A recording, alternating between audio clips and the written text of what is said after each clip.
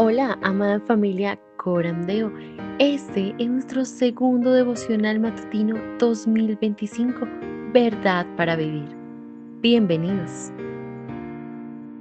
Marzo 28, El Dios de los pedazos rotos, dirigido por el hermano Cristian Maureira. El ángel del Señor añadió a Agar: multiplicaré de tal manera tu descendencia que no se podrá contar por su multitud. Y Dios habló con Abraham: en cuanto a mí, ahora mi pacto es contigo, y serás padre de multitud de naciones. Génesis capítulo 16, versículo 10 y capítulo 17, versículos 3 al 4. El hermano Cristian Maureira es licenciado en Sociología por la Universidad Veracruzana en México. Es licenciado en Teología por el Seminario Martin Bucer en Brasil. Tiene estudios en Teología Filosófica Cosmovisión en el Centro de Posgraduación Andrew Humper de la Universidad Presbiteriana Mackenzie en Brasil. Es magíster en Teología en el Puritan Reformed Theological Seminary en Estados Unidos. Como ex coordinador y director nacional de Cruz Chile, posee una vasta experiencia en misiones universitarias en América Latina. Actualmente se desempeña como director general del Seminario Martin Bucer en Chile. Es profesor de hermenéutica, historia de la Iglesia, homilética y programas del Centro Latinoamericano de Estudios Reformados CLER. Es miembro de la Iglesia Presbiteriana Cristo Mi Pastor, casado y padre de 3 hijos.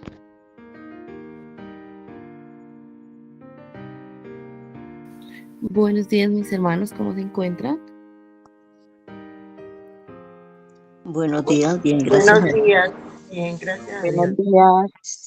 Bueno, me alegra mucho. Discúlpenme mi voz que apenas saliendo de esta maluquera que me da estos días. Pero bueno, el día de hoy nos acompaña nuestro hermano Cristian Maureira desde Chile. El devocional de hoy es marzo 28, el Dios de los pedazos rotos. Entonces, adelante, mi hermano. Ok, muy buenos días a todos. Muy buenos días a todos. El Señor les bendiga. No estoy muy acostumbrado a ver solamente nombres y fotos. En el seminario damos clases y tenemos la política de tener todas las cámaras encendidas, pero entiendo que son las 5:30 de la mañana en Colombia, ¿no? Aquí son las 7:30. Así que un saludo cariñoso a todos, hermanos, hermanas que están ahí presentes en esta mañana. Un saludo. Y también, bueno, me gustaría en primer lugar agradecer a Dios por la oportunidad que nos da de poder comenzar este día meditando en Él, meditando en su carácter, en sus obras, en la salvación, ¿no? Somos privilegiados, hermanos, de poder conocer a este Dios que se ha revelado en nuestras vidas y que nos da el privilegio y la oportunidad de leer su palabra, de conocer su revelación y de conocerlo a Él, ¿sí? Al mismo tiempo me gustaría agradecer a Carolina. Gracias, Carolina, por la invitación. Me siento muy honrado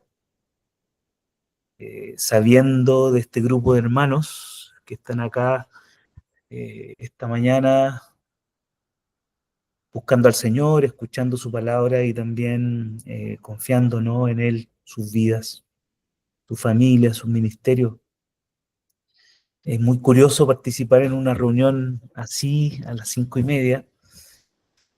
Déjenme contarles que he tenido la oportunidad de estar 2 veces en Corea del Sur y allá los hermanos se levantan muy temprano.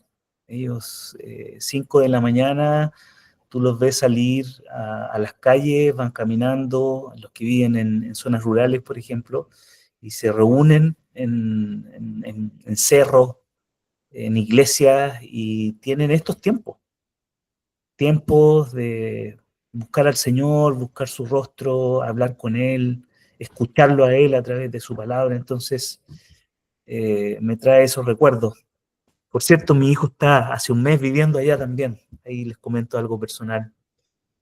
Él se fue para estudiar en Corea del Sur y está allá. Ya estamos comenzando a vivir este nido vacío, ¿no? Yo soy casado y tengo, bueno, casado con una mexicana porque fui misionero durante 20 años. Trabajé en Cruzada Estudiantil y Profesional para Cristo.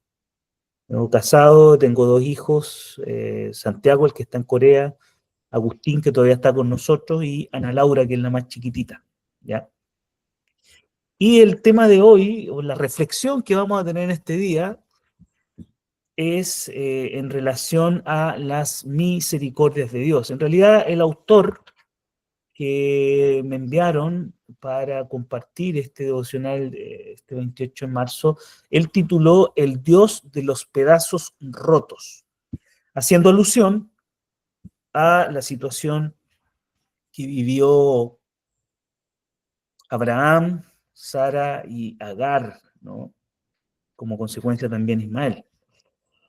Pero más allá de hablar del Dios de los pedazos rotos, si yo pudiera titular nuevamente esta reflexión, el título que yo podría proponer es La misericordia de un Dios fiel para un hombre infiel. Porque creo que es mucho más apropiado, pero bueno, supongo que en términos pedagógicos, didácticos, él lo puso así. Y vamos a ver por qué, ¿no? Pero la idea es hablar acerca de la misericordia de Dios. Y para eso me gustaría tomar un tiempo, unos minutos de oración para pedir al Señor que este tiempo valga la pena y que Él hable a nuestros corazones. Oremos.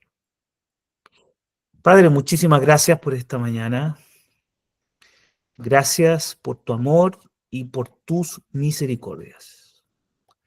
Sin tu amor y sin tus misericordias, en realidad estaríamos perdidos.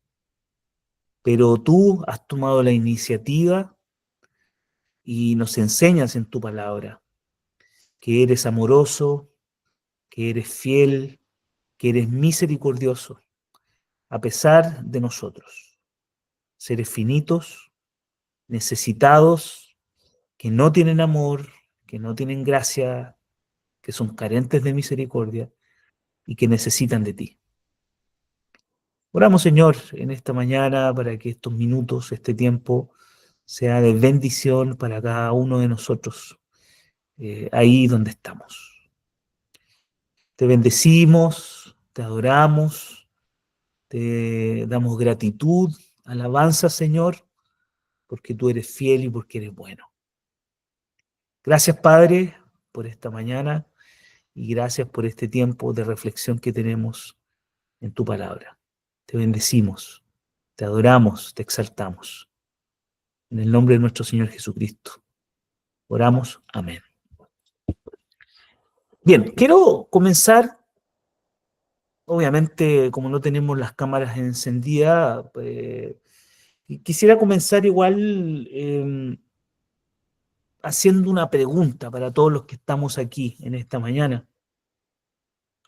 Y quisiera preguntarte directamente, si fuera por tu pecado, ¿cuántas veces deberíamos ser reprendidos, castigados y condenados al infierno?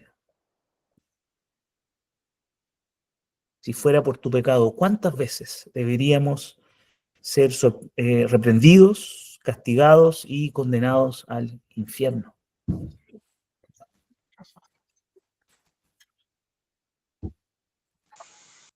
¿50? 50 en el día de ayer. Pero o en el mes. 50 quiere decir que por es el minuto o por día. incontable. 50. 50. Ah, 50, excelente, excelente. Todavía está mucho más preciso, ¿no? Pero me gustó el de la hermana, por minuto, por día. 50. ¿Sí?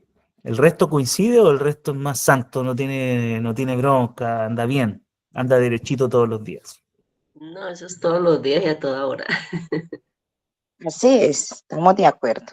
Excelente, muy bien. Mire, vamos a ponerlo de una manera más didáctica todavía. Supongamos que tenemos un papelito frente a nosotros. No vamos a hacerlo así de manera física, ¿no? Pero vamos a imaginar que tenemos un papel, ¿no? En nuestra mano ahora con un lapicero. Y si tuviéramos que hacer, aunque hayan sido bastante honestos, y agradezco la honestidad, hermano, y me incluyo dentro de ese grupo, ¿ya? Porque de pronto la gente piensa, no, los pastores, los líderes, esos no pecan, y se les ve como santos, se les idealiza, ¿no? Y se les pone en un pedestal que no corresponde, porque somos tan humanos y tan pecadores como cualquiera. Pero en nuestra América Latina tenemos esta mala costumbre de entronizar y poner a los pastores en un lugar que no corresponde respecto de el comportamiento y el pecado, ¿no? Pareciera que no merecen ser ni siquiera analizados, se encuentran en otro lugar. Y entonces esta idea también distorsiona mucho nuestra vida cristiana, ¿sí? Porque resulta que los hermanos finalmente terminan dependiendo del pastor, ¿no? Si el pastor no ora, entonces como que la oración no funciona. Si el pastor no llama, entonces no voy a hacer lo que Dios me pide que haga. Si el pastor no exhorta a ofrendar y dar los diezmos, entonces no tengo por qué hacerlo necesariamente. Entonces parece ser que el pastor papacia, apelando a este concepto papal, ¿no? En una figura eh, episcopal, ¿no? De donde se direcciona todo, si no es así, si no manda él, en realidad la cosa no anda. Y en ese sentido estamos diciendo que parece ser que hay cristianos o líderes que están por sobre el resto, y no es así. Todos podemos hacer nuestra lista, una lista de faltas, una lista de errores, y no nos vamos a quedar en faltas ni errores, sino que también podemos hacer una lista de pecados. Y entonces tenemos este papelito acá, tenemos este lápiz, y no, el hermano Cristian nos invita a hacer nuestra lista de pecados del mes de marzo, ¿ya? Como dije, algunos ya han sido muy sinceros, pero ¿qué tan larga sería esa lista? ¿Qué tan larga sería esa lista? Y quiero hacer esta pregunta como una pregunta retórica, no es una pregunta que necesitamos responder. No se va a volver esto en un espacio para confesión de pecados públicos, ¿no? Y tampoco queremos escucharlo en esta mañana, muy temprano. Pero me gustaría dejar un minuto para que seamos muy honestos y para que pensemos en en las faltas, en los errores, en los pecados que cometemos y probablemente en los pecados más recurrentes, ¿no? Puede ser que por ahí tenemos pecados no confesados. Piensa, toma un tiempo, toma un minuto y vamos a pensar. Incluso yo voy a hacer el ejercicio también, voy a pensar. ¿Mm?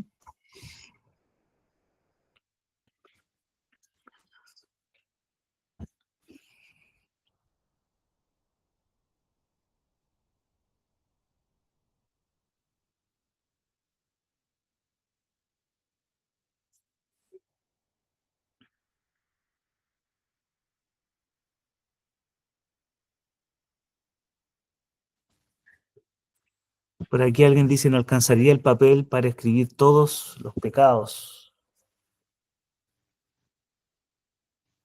Por ahí alguien dijo, hermano, no olvide leer el devocional. Vamos a leerlo, tranquilo. Estamos haciendo un ejercicio introductorio. Me han dicho que tengo algo de tiempo.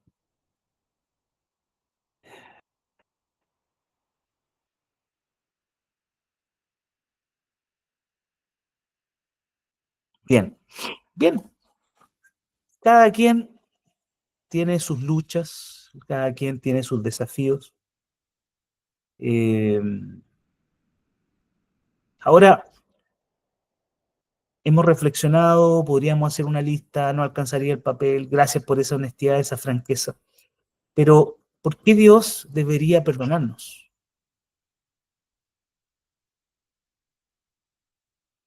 Uno ve el tema del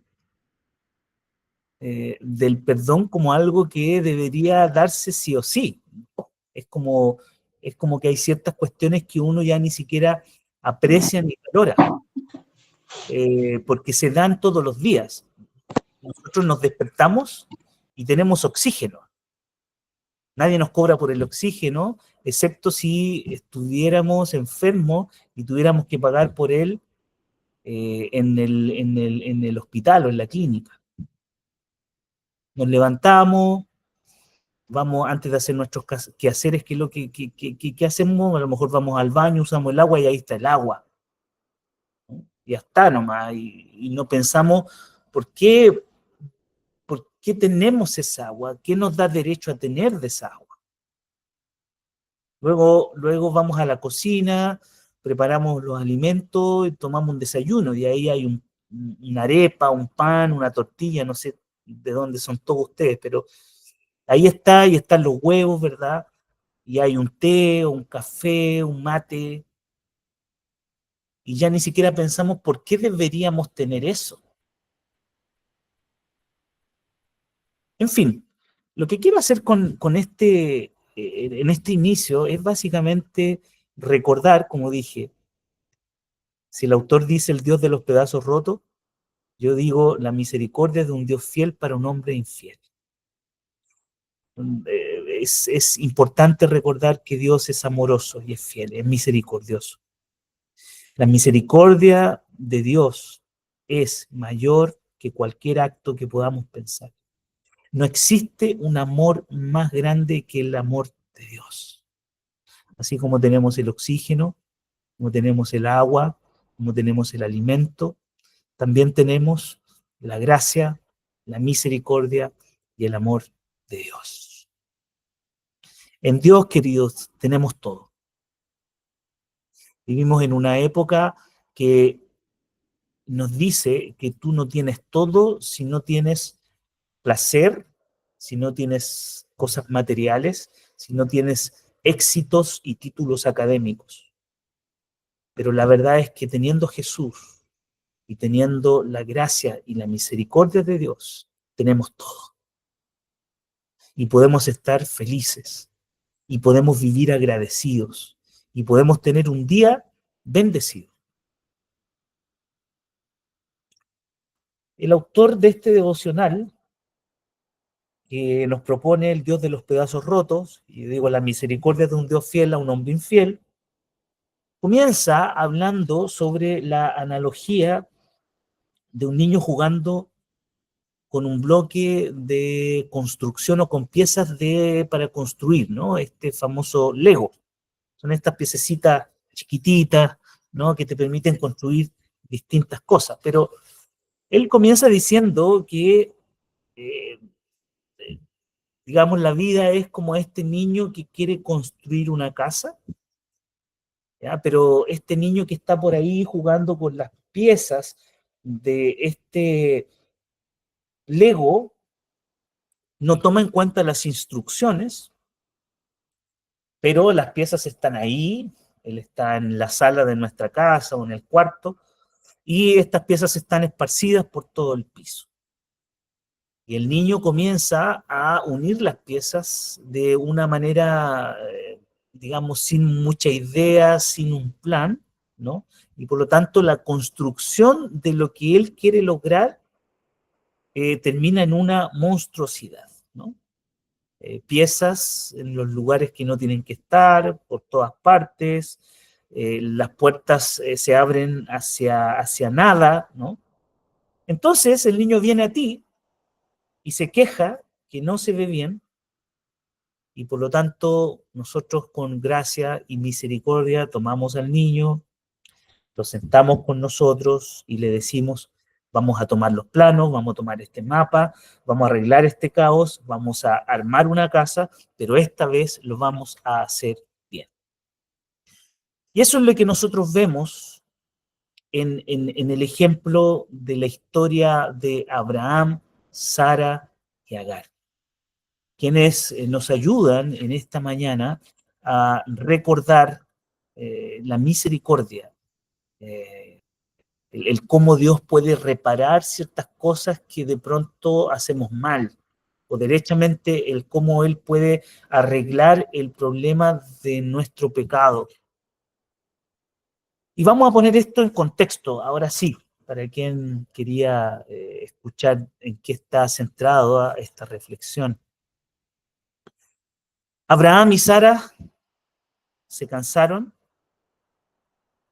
podríamos decir, se desesperaron mientras aguardaban que Dios cumpliera su promesa.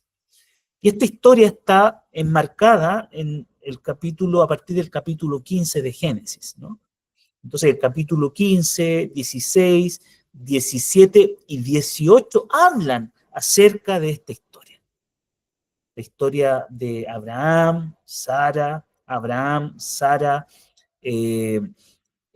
Agar, Ismael, Abraham, Sara e Isaac, en fin. En ese trecho, digamos, en este conjunto de capítulos nosotros encontramos la historia. Pero como sería un exceso leer estos 4 capítulos, porque conocemos la historia, supongo que aquí hay hermanos que ya tienen algunos años y siempre se lee esta historia, me gustaría escoger algunos pasajes nada más. Por ejemplo, vamos a ver algunos trechos, ¿ya? Que nos ayudan a contextualizar todo esto. Génesis capítulo 16 del versículo 1 al 4, por ejemplo. Dice que Sarai, mujer de Abraham, mujer de Abraham, no le daba hijos. Y ella tenía una sierva egipcia que se llamaba Agar. Dijo entonces Sarai a Abraham: ya ves que Jehová me ha hecho estéril, te ruego pues que te llegues a mi sierva, quizás tendré hijos de ella. Y atendió Abraham al ruego de Sarai. Digamos, ni tonto ni perezoso, ¿no? Y Sarai, mujer de Abraham, tomó a Agar, su sierva egipcia, al cabo de 10 años que había habitado Abraham en la tierra de Canaán, y la dio por mujer a Abraham, su marido. El versículo 4 dice: y él se llegó a Agar, la cual concibió, y cuando vio que había concebido, miraba con desprecio a su señora, a Sarai. Y luego, el versículo 8 al 11 dice: y le dijo Agar, sierva de Sarai, cuando ella se aparta y se escapa, ¿no? De la casa de Sarai y Abraham, un ángel se le aparece y le pregunta a Agar, sierva de Sarai: ¿de dónde vienes tú y a dónde vas? Y ella respondió: huyo de delante de Sarai, mi señora. Y le dijo el ángel de Jehová: vuélvete a tu señora y ponte sumisa bajo su mano. Le dijo también el ángel de Jehová: multiplicaré tanto tu descendencia que no podrá ser contada a causa de la multitud. Entonces ahí vemos nosotros lo que serían estas dos primeras escenas, ¿sí? Sarai y Abraham, cansados, desesperados, mientras aguardaban que Dios cumpliera su promesa. Esa sería la primera. Deciden pedir o involucrar a Agar para resolver un problema que al parecer Dios no estaba resolviendo, o resolver una situación que al parecer Dios ya no podía resolver. Entonces ahí vemos en una segunda escena a Agar, ¿no? Que finalmente es tomada por Abraham, y también, digamos, está para concebir el hijo de Abraham. Y el capítulo 17, el versículo 3 y 4 dice, aquí ya en un tercer momento, con Abraham. Entonces Abraham se postró sobre su rostro y Dios habló con él diciendo: he aquí mi pacto es contigo y serás padre de muchedumbre de gentes.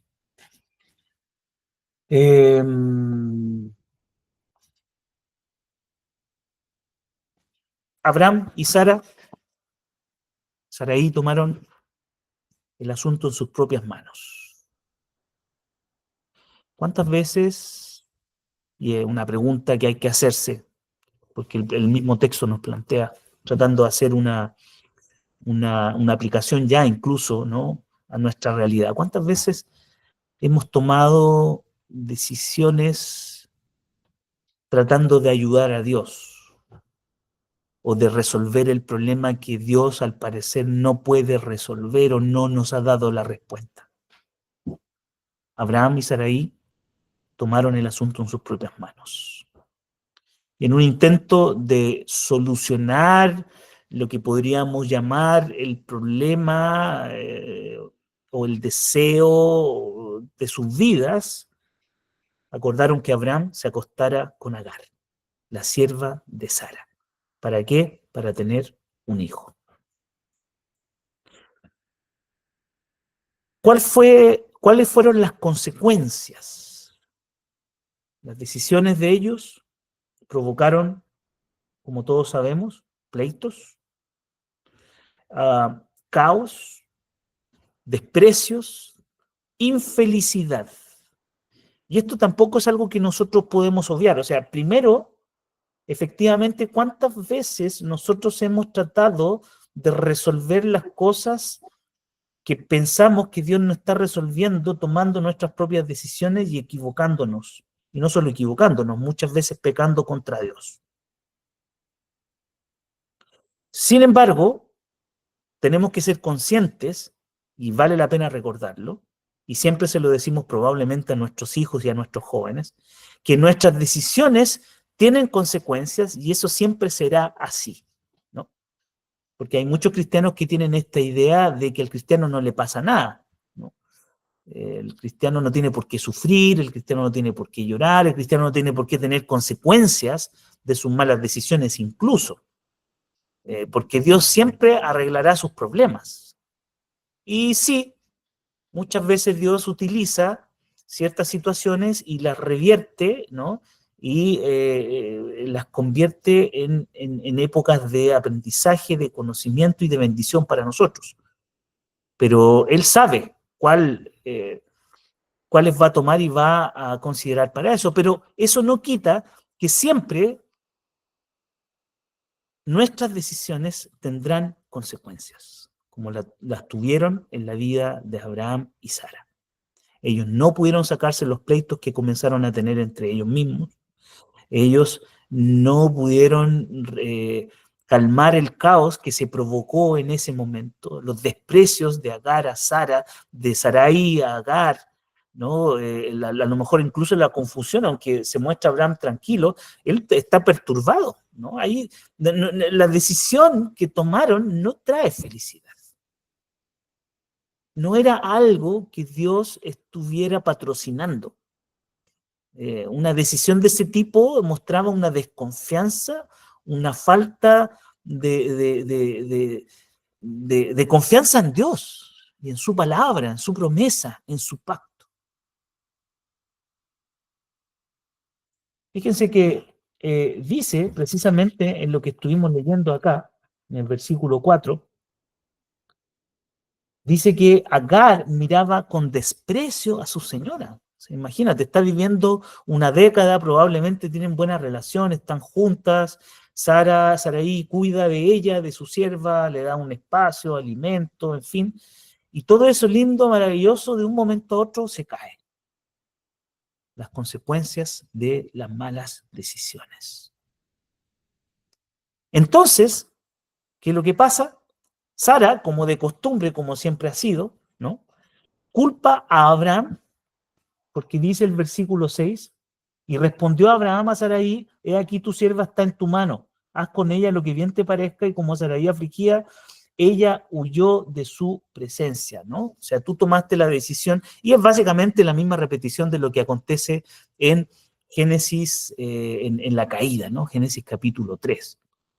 Cuando viene la pedida de cuentas, quién es responsable del pecado, ¿no? ¿Quién tiene la culpa? El Señor les pregunta qué es lo que están haciendo, por qué se esconden, y ¿recuerdan ustedes cuál fue la respuesta? ¿Qué es lo que dice Eva? ¿Qué es lo que está pensando Abraham? ¿Alguien recuerda? Estoy preguntando ahora sí para tener una respuesta de vuelta, para mantenernos ahí despiertos. ¿Quién tiene la culpa en el Edén? De la falta, del pecado. Adán le echa la culpa a su mujer. ¿A quién? A su mujer, pero finalmente le echa la culpa a Dios. Ok, a su mujer, pero se supone que la que tiene la culpa y que los engaña es la serpiente, ¿no? Y claro, efectivamente, Adán dice la mujer, ¿no? La mujer, pero la mujer que me diste. O sea, en el fondo, ni la serpiente ni la mujer, sino que tú me diste, Dios. Entonces, por lo tanto, el que tiene la culpa de este pecado eres tú. Entonces, vean ustedes cómo en la vida, ¿no? Tanto en la historia de Abraham y Saraí, y de Adán y Eva, e incluso de nosotros, siempre tratamos de ubicar culpable, pero incluso en algún minuto podría ser el mismo Dios el culpable que nos mete en estos problemas, ¿no? Que nos pone estas situaciones y que nosotros tenemos que decidir. Sus vidas se habían convertido en un verdadero desastre. Y ustedes saben de lo que estamos hablando cuando decimos desastre, ¿no? Cuando estamos confundidos, cuando no tenemos ni ganas de levantarnos, cuando sabemos que hay algo que estuvo realmente mal. Y para quienes somos cristianos es cuando eso algo realmente estuvo mal, es cuando fallamos a Dios. Porque sabemos de su amor, de su gracia, de su misericordia, y aún así le fallamos, lo deshonramos, ofendemos, le hacemos sentir mal, ¿no? A su espíritu, a Él. Sin embargo, Dios en este caso, como en otros casos, tanto en el Edén como por ejemplo José, que fue vendido por sus hermanos, otra historia que uno ve en el libro de Apocalipsis, y que luego a través de esa venta, de ese desprecio de sus hermanos, del corazón, porque no son hermanos de nombre, sino que son, como se dice en México, son carnales de sangre, y Dios utiliza esa situación mala, perversa de sus propios hermanos para después usarla para bendición. Y eso es lo que nosotros también vemos aquí. Dios revierte esas decisiones equivocadas e interviene con gracia y misericordia. Primero, si nosotros observamos la historia y leemos estos capítulos, vamos a ver que el ángel del Señor, como acabamos de leer de hecho, se encuentra con Agar en su necesidad, en su desesperación. Y entonces Dios garantiza su presencia en este momento aciago, difícil. Y le extiende, no solamente va en su búsqueda para consolarla, sino que también le extiende su misericordia. El versículo 10 del capítulo 16 dice que le dijo también el ángel de Jehová: multiplicaré tanto tu descendencia que no podrá ser contada a causa de la multitud. Ahí está, una madre con un hijo que está fuera de un matrimonio, porque pues, al final eso es. No es que la Biblia justifica el hecho de que los hombres puedan tener muchas mujeres. Pues mira, ahí está Abraham, ahí está Salomón. No, no, no, no, no, no. O sea, la Biblia habla de la monogamia, ¿no? Y el que toma esas decisiones de tener mujeres o de tener hijos por fuera, de cometer adulterio, de cometer el pecado, son los propios hombres. Dios en ningún momento patrocina esta idea. La idea del pecado, la idea de la infidelidad, la idea de tener más de una mujer. Al contrario, otra vez, remitiéndonos al principio del libro de Génesis, dice que el hombre se unirá a su padre y a su madre, ¿no? Se unirá a su mujer, dejará a su padre y a su madre y se unirá a su mujer. Su mujer, no sus mujeres o sus sucursales o sus concubinas. Pero el ángel del Señor se encuentra con Agar en la necesidad, la leche ya está derramada, el Señor garantiza su presencia, le extiende misericordia. En segundo lugar, Y de la misma manera, el pecado de Abraham y Sara no puede ser un obstáculo, ¿verdad?, para que se cumplan los propósitos del pacto de Dios. Dios había propuesto hacer un pueblo, bendecir a través de Abraham, Génesis capítulo 12, capítulo 15, 17, de ahí saldría, ¿verdad?, el rey que traería efectivamente la paz duradera, eterna, y ese pecado, esa maldad, esa falta, no iba a ser un obstáculo para que Dios cumpliera su promesa, sus propósitos y sus pactos. Entonces Dios le promete a Sarai que va a concebir un hijo a quien llamaría Isaac. Y en el 17-19 le promete a Abraham un pacto perpetuo. Y respondió Dios, ciertamente Sara, tu mujer, te dará a luz un hijo y llamará su nombre Isaac. Y confirmaré mi pacto con él como pacto perpetuo para sus descendientes después de él.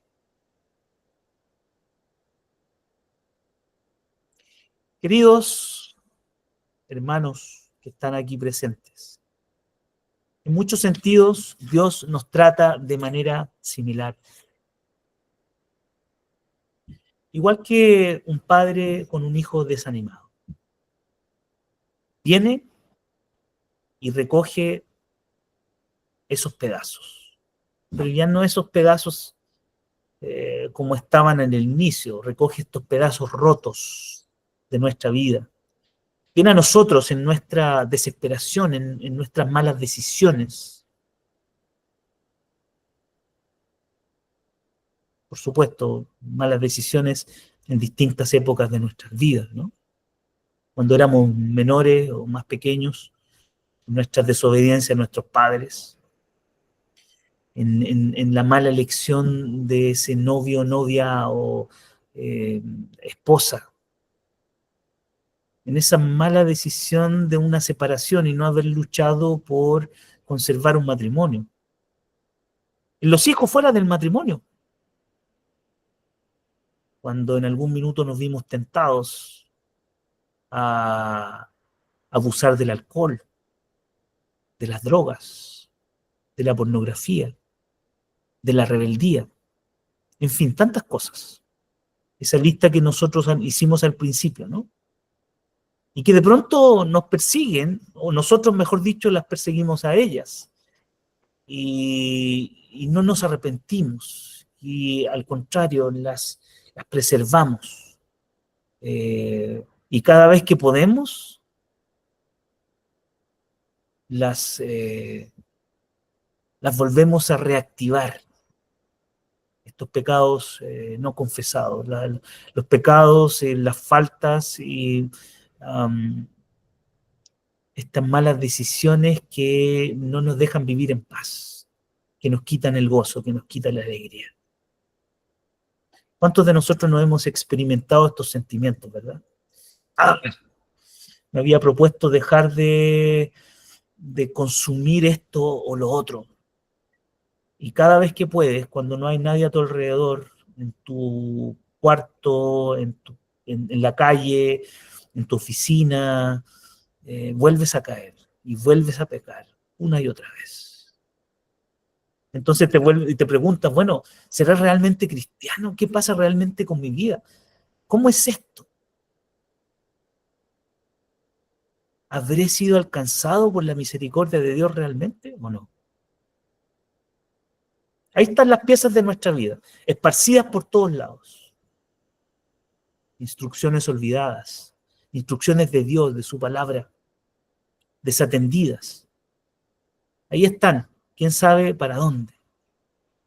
Pero Dios nos toma y vuelve a colocar las piezas en su lugar. Y nos dirige de regreso a sus instrucciones y nos restaura al camino correcto. ¿Cuántas veces ha prevalecido Dios contra tus errores, tus pecados? ¿Cuántas veces en tus errores y rebeldías, en tu vacío, en el quebranto? Y aparece para consolarte, para animarte y para rescatarte definitivamente.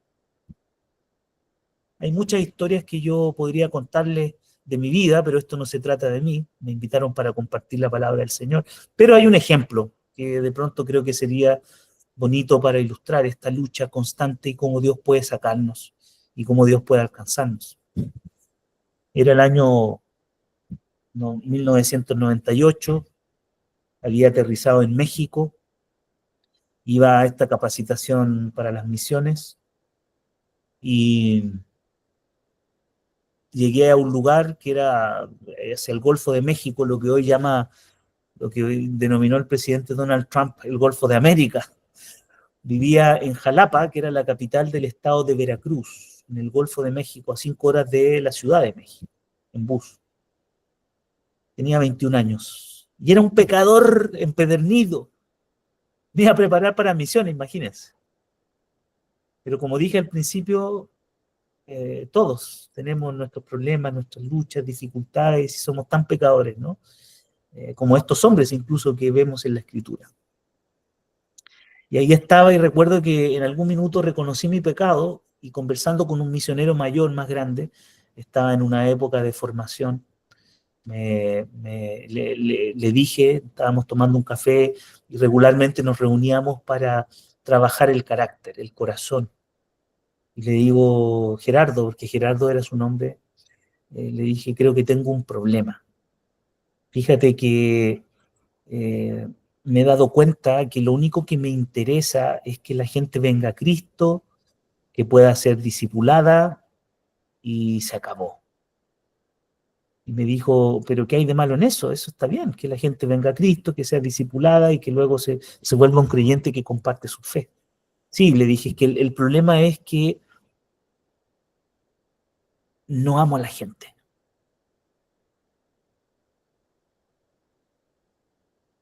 Imagínense, el conflicto interno que yo tenía, 21 años. Estaba preparándome para ser misionero. Lo único que me interesaba era casi una cuestión utilitaria, que la gente conociera a Cristo, que fuera discipulada y que luego hiciera lo mismo. Entonces le dije, y no amo a la gente. Y estoy preocupado y necesito que me ayudes. Entonces Gerardo, un hombre mayor, dijo, bueno, este es un muchacho, 21 años, me está compartiendo algo, y no se lo tomó muy en serio porque pasó una semana, un mes, 2 meses, 3 meses, y no me dijo nada más. Y yo estaba tratando de confesar un pecado y de decir, ¿qué hago? Señor, o básicamente, Señor, ayúdame, dame un consejo a través de este hombre, o cómo puedes trabajar en mí, cómo me puedes ayudar. Era desesperante saber que me estaba preparando para las misiones, pero que era un pecador empedernido y que simplemente me interesaba, o sea, no estaba interesado en realmente amar a las personas, ¿no? Como Cristo las había amado. Entonces, le dije después de 3 meses, Gerardo, ¿te acuerdas que hablamos hace algunas semanas y yo te conté esto? Me gustaría saber, porque de verdad que te lo comenté para que me orientes o me digas qué debo hacer. Entonces Gerardo me dice, Cristian, de verdad de verdad que lo que me dijiste es que no amas a la gente. Y yo le dije, sí, y necesito saber cuál es la raíz de ese pecado. Necesito resolver eso, porque no puede ser que yo viva o que me prepare para ser un misionero y que me interese hacer ciertas actividades, ciertas cosas, pero realmente no ame a la gente. Entonces Gerardo me dijo, ok, Cristian, vamos a verlo. Igual pasó un mes, pero después de ese mes me dijo, Cristian, estuve estudiando, estuve leyendo, y tu problema es que tu problema es el pecado del orgullo, en realidad. Eso fue. Y el orgullo, de acuerdo a lo que he leído, puede llegar hasta destruir una iglesia, ¿no? Y era cierto. Yo era un tipo que desde chico era independiente, trabajé desde muy pequeño, y después imagínate, tú te vas a las misiones y tienes que depender de Dios, tienes que depender de otros, tienes que depender de ofrendas, de si llegan o no llegan, en fin. Entonces, habían ciertas épocas y cosas que no estaban resultando como yo esperaba, y trataba de resolverlas yo mismo, porque era autosuficiente, era independiente y yo podía. Bueno, Entonces, a partir de ese momento, el Señor usó a Gerardo como una provisión para ayudarme a confesar mi pecado y a enmendar el rumbo. Recuerdo que estuve trabajando, y esto es muy interesante y muy importante también, en mi carácter durante 3, 4 años. Hicimos distintos tipos de ejercicios, leer libros, observar personas humildes, lavar el baño, llorar, en fin, había muchas tareas y muchos trabajos que él me dejó, y ese tiempo, esos años en México, que fueron 7, Dios los usó efectivamente para mostrarme su gracia, mostrarme su fidelidad, su misericordia y su perdón. Queridos, el Señor nos rescata de nuestro vacío y nuestro quebranto. Nos rescata definitivamente. Agradecer a Dios por su gracia y su misericordia es lo único que nosotros podemos hacer. El salmista, en el Salmo 40, hace una especie de alabanza por la liberación divina. Él dice: pacientemente esperé en Jehová, y se inclinó a mí, y oyó mi clamor. Y me hizo sacar del pozo de la desesperación, del lodo cenagoso. Puso mis pies sobre la peña y enderezó mis pasos. Puso luego en mi boca cántico nuevo, alabanza a nuestro Dios. Verán esto muchos y temerán y confiarán en Jehová. Bienaventurado el hombre que puso en Jehová su confianza y no mira a los soberbios ni a los que se desvían tras la mentira. Has aumentado, Jehová, Dios mío, tus maravillas y tus pensamientos para con nosotros. No es posible contarlos ante ti. Si yo anunciare y hablare de ellos, no pueden ser enumerados. Sacrificio y ofrenda no te agrada. Has abierto mis oídos, holocausto y expiación no has demandado. Entonces dije: he aquí vengo, en el rollo del libro está escrito de mí: el hacer tu voluntad, Dios mío, me ha agradado, y tu ley está en medio de mi corazón. He anunciado justicia en grande congregación. He aquí, no refrené mis labios, Jehová, tú lo sabes. No encubrí tu justicia dentro de mi corazón. He publicado tu fidelidad y tu salvación. No oculté tu misericordia y tu verdad en grande asamblea. Jehová, no retengas de mí tus misericordias. Tu misericordia y tu verdad me guarden por siempre.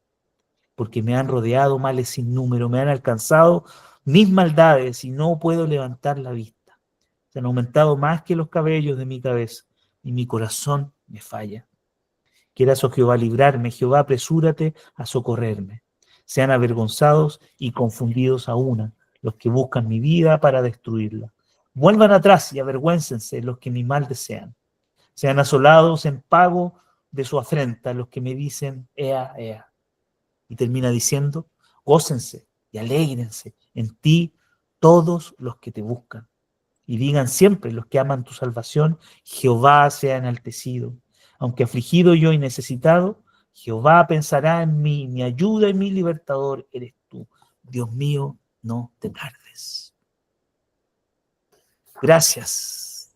Gracias damos al Señor por su gracia y por su misericordia. Finalizamos agradeciendo al Señor en esta mañana, recordando que sus misericordias son nuevas cada día a pesar de nuestro pecado. Pero también requiere, como decía una hermana por ahí, requiere que nos arrepintamos y que vamos delante de Dios todos los días. Él siempre nos da la oportunidad de arrepentirnos, y arrepentirnos significa darle la espalda al pecado y seguir caminando en dirección hacia Cristo, hacia su cruz. Quiero terminar diciendo que para un cristiano que realmente tiene una relación con Dios, no hay espacio para vivir con esa carga del pecado. Cristo ha ido a la cruz en nuestro lugar, ha cargado nuestro pecado, con su sangre ha perdonado nuestros pecados, todos nuestros pecados y nuestra maldad. En Dios y en su obra solamente confiamos. Hay un ejemplo o hay un evento, un sacramento en el que muchas veces esto se pone en entredicho: el sacramento de la Santa Cena. Cuando no se entiende el sacramento de la Santa Cena y el perdón y la misericordia de Dios, muchas veces creemos que tenemos la opción de despreciar la cena del Señor. Y cuando despreciamos la cena del Señor, es decir, no queremos tomarla, lo que estamos diciendo son básicamente dos cosas. Una, que nosotros somos mejores que Dios para saber cuál es el momento para perdonar nuestros pecados, que nosotros no tenemos el poder. Y segundo, ¿no?, que el sacrificio de Cristo no es suficiente. Queridos, para el perdón y la misericordia de Dios, el Kairos de Dios es todos los días, porque Él nos permite arrepentirnos por la obra de Cristo. Y segundo, nosotros no somos mejor de Dios para arrepentirnos de nuestros pecados, para perdonar nuestros pecados y para participar de la cena del Señor. Como una gran aplicación es cuando dice la palabra del Señor que se examine antes de participar de la Santa Cena, es básicamente esta idea de confesar nuestros pecados, arrepentirnos de nuestra maldad y apropiarnos de la llenura del Espíritu Santo para poder continuar hacia adelante. Que cada día sea una oportunidad, porque Dios siempre nos permite reconciliarnos con Él, aglutinar esos pedazos rotos, reconstruir nuestra vida. No por lo bueno que seamos, no por nuestras habilidades, por nuestras destrezas o por nuestros dones, sino por su gracia, su misericordia y fidelidad. El Señor bendiga esta reflexión. Un abrazo, queridos. Gracias, hermana Carolina. Gracias, hermano. Dios me bendiga. Bueno, mis hermanos, como decimos todos los días, entonces firmes y adelante, huestes de la fe. Sin temor alguno, Que Jesús nos bendiga. Bendiciones a todos. Muchas gracias. Gracias a todos. Bien. Bendiciones para todos. Gracias, hermano. Feliz día, muchas gracias.